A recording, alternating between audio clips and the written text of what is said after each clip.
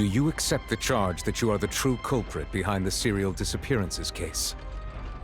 To be perfectly honest, I don't understand your country's complicated court system or the reason why I'm being charged with something I've never even heard of. However, I did hear that people who have been charged can choose to participate in a duel to clear their name. Is that right? In which case, as long as I accept the charge, I can have an all-out fight with that champion duelist Clorinde, right? I've got to admit, that's one of the most enticing offers I've ever received. When I privately sparred with her last time, she was obviously holding back. Real disappointing. Hey! Don't you understand? You're currently the prime suspect for a major case. This isn't the place for you to be looking for fights. Oh? Sounds like the Hydro Archon wants to lecture me on the ways of the Opera House. Then why don't you duel me too? I'm the kind of student that learns best in the heat of battle.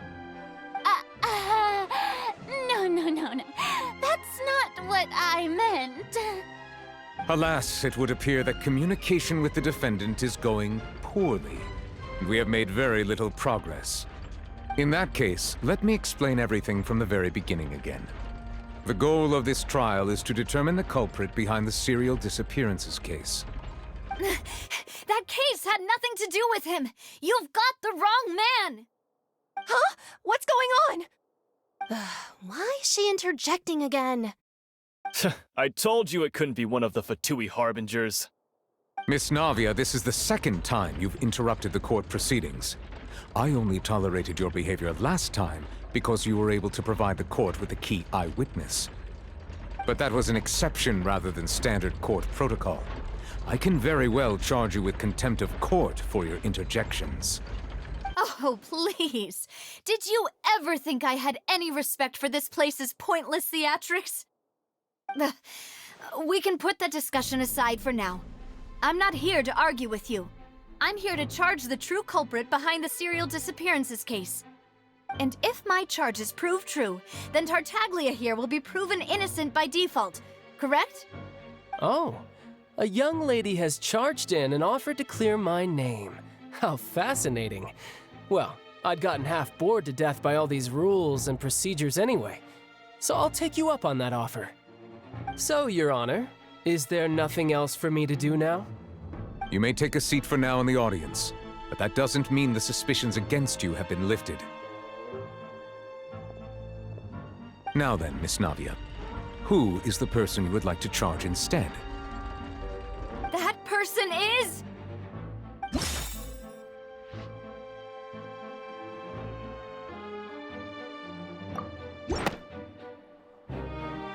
Marcel, the head of Confrérie of Cabrières!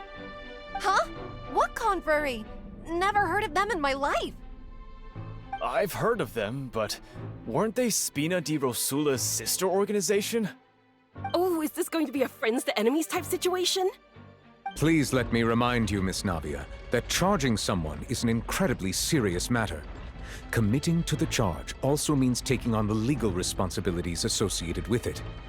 And if the charge fails, depending on the circumstances, you may also be charged with the crime of making a false accusation. Knowing this, do you still wish to charge this man? Yes, I do. In that case, I declare the charge to be valid. Miss Navia and attorneys, please take your places on the court. Members of the guards, please contact Mr. Marcel right away so that he may stand trial.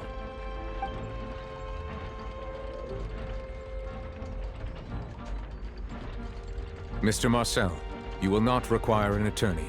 Is that correct? Apologies. It all just happened so quickly. I still haven't figured out what's going on. I think an attorney won't be necessary. This is probably just a misunderstanding between me and Navia. Very well. In that case, since both sides have now arrived, Miss Navia, please present your charges.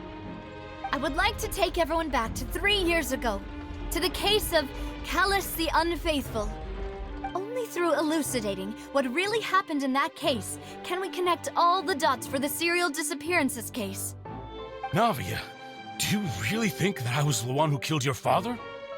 Come on, why would I do that? Callus was my benefactor, and remember, both you and I only ran to the scene when we heard the sound of a gun. If that's enough to make me a suspect, wouldn't that make everyone at that banquet a suspect as well?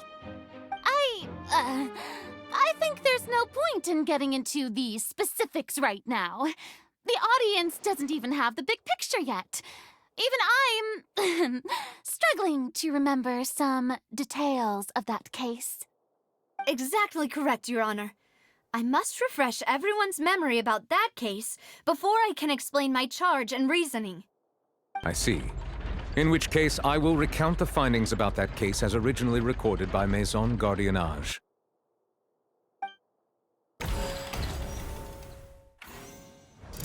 On the day of the murder, Spina di Rosula hosted a large banquet in a countryside estate owned by the Confrérie of Cabrières. During the banquet, all attending guests heard 2 gunshots from the courtyard. When the guests arrived at the scene, they found the primary suspect, Callus, holding a gun, while his acquaintance, Jacques, lay dead from a gunshot wound. The guards' investigation did not recover any other firearms from the scene. As a result, they concluded that the suspect's first shot must have missed, while the second must have taken Jacques' life.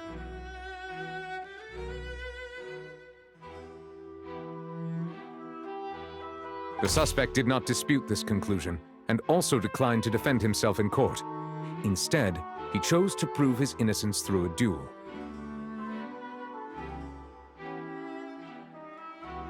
Callus was defeated by champion duelist Clarande in the ensuing duel, and soon succumbed to the injuries. These are the known facts about the case.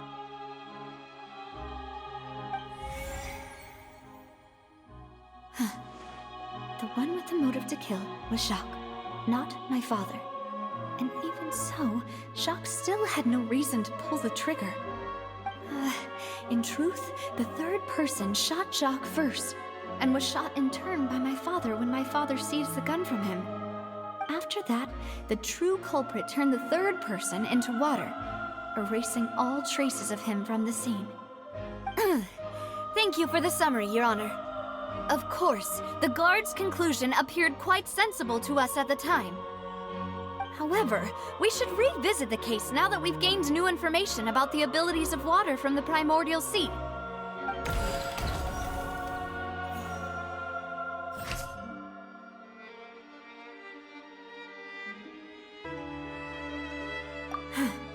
Something's not right. Let me think for a little while longer. Something's not right. Let me think for a little while longer. Something's not right. Let me think for a little while longer. The testimony of the victim's family confirms that Jacques had thoughts of assassinating Callus when he set out for the banquet. However, in the end, he reconsidered, and instead shared everything with Callus, hoping to seek the latter's protection. Unfortunately for Jacques, the true culprit had already considered this possibility, and had sent out another assassin.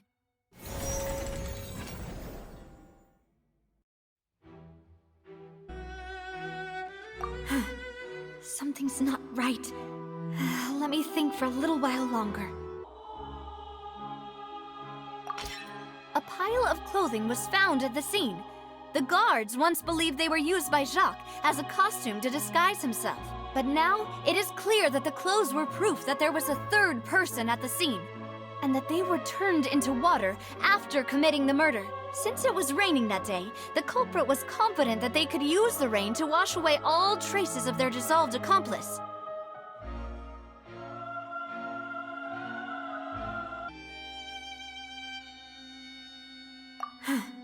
Something's not right. Let me think for a little while longer. Something...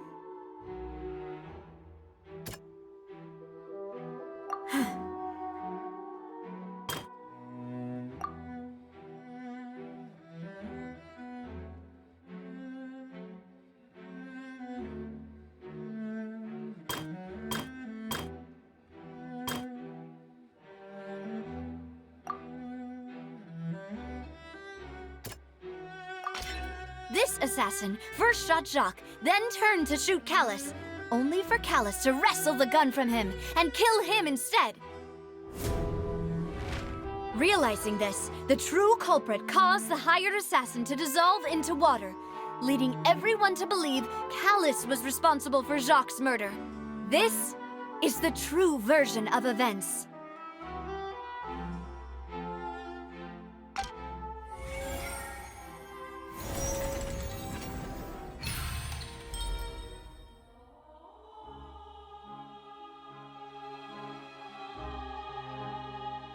So that's what happened.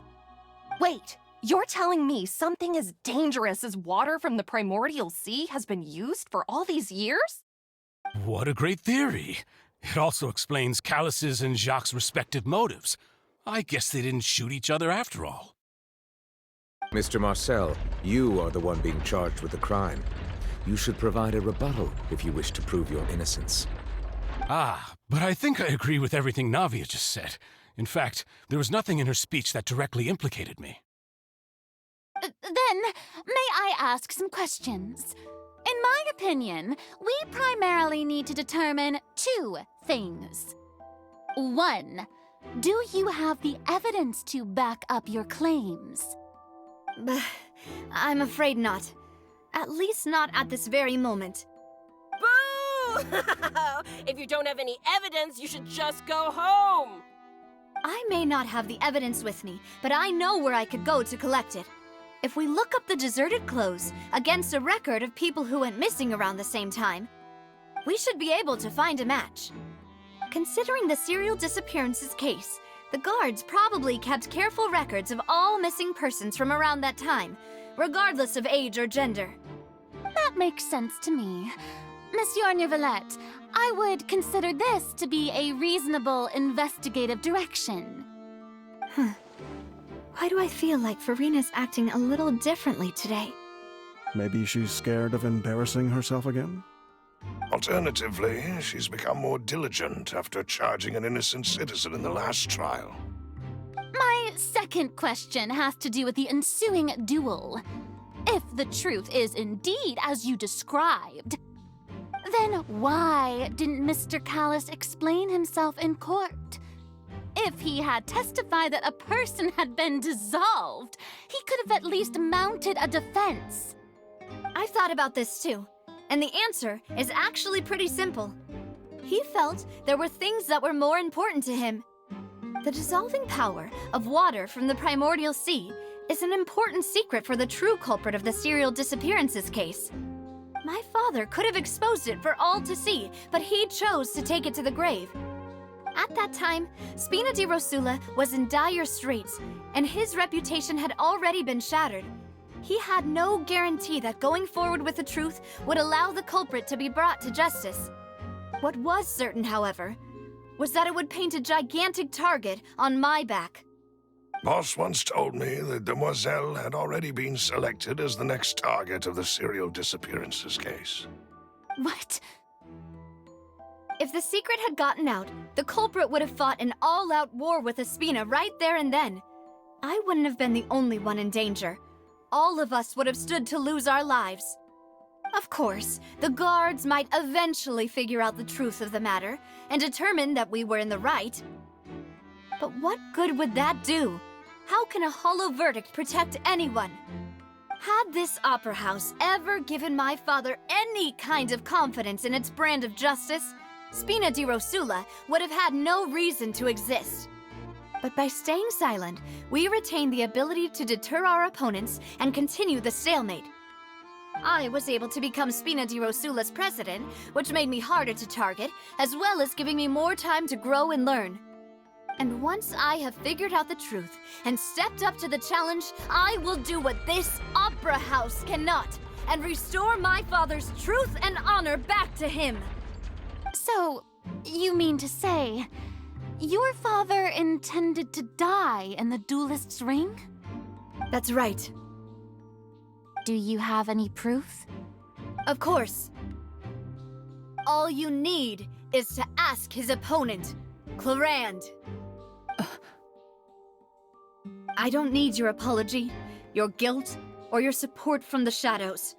You don't have to do anything for my sake. But since he entrusted his will to you, Clorinde, you should tell us the truth about his sacrifice. So, during the duel, did you believe that Callus was intending to die? Yes, I did. As a champion duelist, I've fought many battles and taken a countless number of dishonored lives. In my line of work, I've seen all kinds of people give their all for the faintest hope to continue living. Some were determined, others passionate, and some even manic and twisted. Just one look and I can tell if a duelist is hoping to live or if they're looking to die. I hereby swear on my name and honor as a champion duelist that Mr. Callus never intended to leave the ring alive. Since that's your testimony, I have no more questions. It appears there really are good grounds to reopen this case. I concur. However, Miss Navia, you still have not explained the link between your father's case and the serial disappearances case. Right? What she said was fascinating, but kind of beside the point. Wait, weren't they just talking about the serial disappearances case? Of course, Your Honor. The two cases are connected via a matter of timing. In my father's case, the culprit intended to kill both Jacques and Callus. As a result, they planned to act after hearing 2 gunshots. And at the end of Linny's trial, the culprit also only dissolved the victim in front of everyone because they realized they were at risk of being identified. The culprit could only time their actions so precisely if they were already at the scene. Coincidentally, Marcel attended both the banquet and the trial. So that's why you suspected me. Even after hearing your reasoning, I still can't help but find it a little preposterous. I'm used to it, though. You've always been an impulsive and sentimental child, Navia. It's one of your most endearing traits. No need to appeal to pathos. I won't try to refute your points one by one, but even if everything you just said was true, can you prove that I was the only person present at both events? On top of that, does a person have to be physically present to control the timing? Can't someone remotely monitor the place?